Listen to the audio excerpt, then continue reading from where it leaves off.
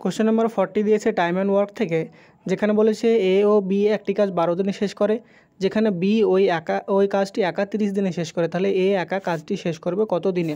তো এখানে আমাদের দেওয়া আছে প্রথম কন্ডিশন এ প্লাস বি বলেছে কাজটি শেষ করে 12 দিনে, বি একা সেই কাজ শেষ করে 30 দিনে।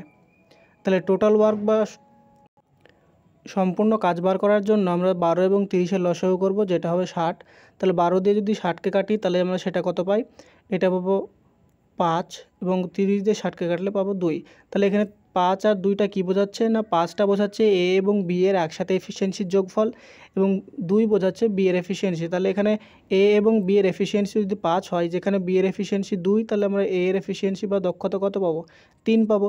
এবার বলেছে এ কাজটি কত দিনে শেষ করবে, তাহলে এ কাজটি শেষ করতে সময় নেবে এ টোটাল ওয়ার্ক ডিভাইডেড বাই এর এফিসিয়েন্সি, মানে হচ্ছে 3 ইউনিট। তাহলে এইটা হয়ে যাবে 20 ডেজ, অর্থাৎ 20 দিন লাগবে এর কাজটি শেষ করতে।